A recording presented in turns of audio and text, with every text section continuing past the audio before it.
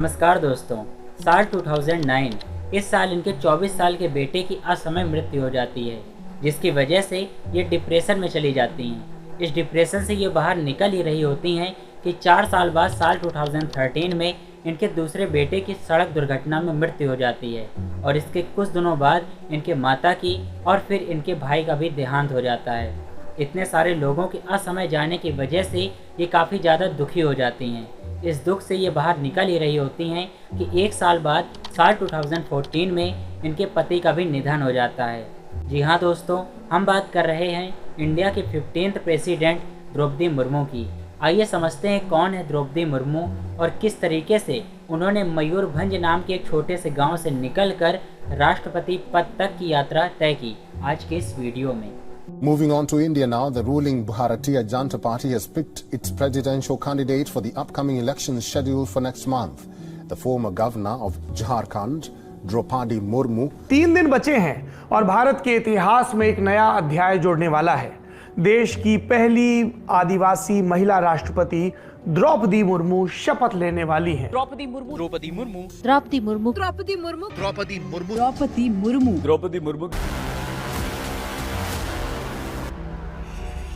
दोस्तों 20 जून साल 1958 में उड़ीसा के मयूरभंज में इनका जन्म हुआ था और साल 1979 में भुवनेश्वर के रमा देवी महिला कॉलेज से इन्होंने ग्रेजुएशन किया। उड़ीसा के सिंचाई विभाग में क्लर्क के रूप में इन्होंने अपने करियर की शुरुआत करी और इसके कुछ समय बाद इन्होंने अपने पोस्ट से रिजाइन दे दिया और उसके बाद एक कॉलेज में बतौर असिस्टेंट प्रोफेसर इन्होंने काम किया।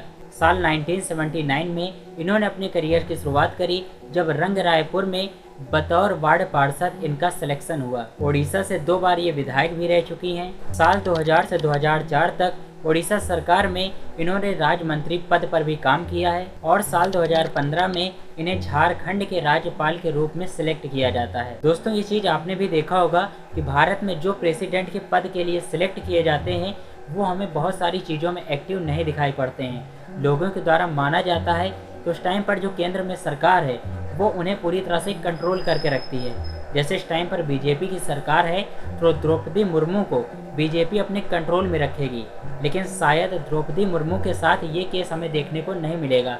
इनकी एक स्टोरी मैं आपके साथ शेयर करता हूँ। साल 2017 में जब झारखंड में बीजेपी की सरकार थी और उस टाइम पर रघुवर दास सीएम थे, तब उन्होंने सीएनटी और एसपीटी एक्ट में कुछ बदलाव किए थे। ये कानून आदिवासी समुदाय के जमीनों की सुरक्षा से जुड़े हुए थे और जब ये कानून राज्यपाल यानी द्रौपदी मुर्मू के पास जाते हैं तो द्रौपदी मुर्मू इन्हें मना कर देती हैं और बताती हैं कि ये संशोधन आदिवासी समुदाय के लिए ठीक नहीं है। इसके बाद सीएम रघुवर दास दिल्ली आते हैं और द्रौपदी मुर्मू के ऊपर दबाव बनाया जाता है, लेकिन इसका कोई परिणाम नहीं निकलता। यानी कि द्रौपदी मुर्मू अपने जो भी तरीके हैं उनसे पीछे नहीं आती और इन कानून को पारित नहीं करती हैं। दोस्तों द्रौपदी मुर्मू इसी तरीके की राजनीति करती रहती हैं और इनके लिए सबसे बड़ा दिन आता है 21 जून 2022 को, जब ये राष्ट्रपति उम्मीदवार के रूप में नियुक्त की जाती हैं। दोस्तों अब ये चीज़ तो आपको भी मालूम होगी कि जो राष्ट्रपति पद के लिए वोटिंग सिस्टम होता है वो प्रधानमंत्री के वोटिंग सिस्टम से पूरी तरह से अलग होता है और इसके बारे में हम लोग किसी दूसरे वीडियो में बात करेंगे।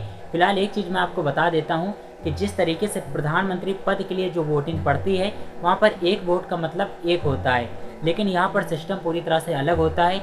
यानी कि यहाँ पर जो अलग अलग प्रदेश के अलग अलग मेंबर्स होते हैं उनकी अलग अलग वोटिंग काउंट होती है और उनकी वोटिंग की पावर भी अलग अलग होती है और इसके बारे में हम लोग किसी दूसरी वीडियो में डिटेल से बात करेंगे। फिलहाल 18 जुलाई साल 2022 को वोटिंग होती है और यहाँ पर हमें द्रौपदी मुर्मू राष्ट्रपति पद के लिए कंफर्म देखने को मिल जाती हैं। दोस्तों इसके बाद मैं आप लोगों को एक फैक्ट बताता हूँ।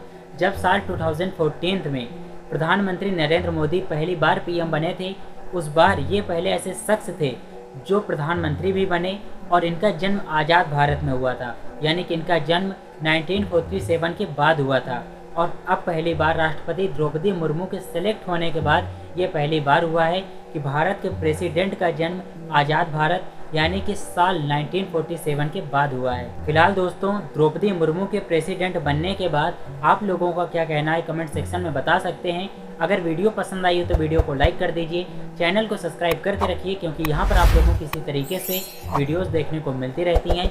तो मिलते हैं किसी नई वीडियो में, तब तक के लिए जय हिंद, वंदे मातरम।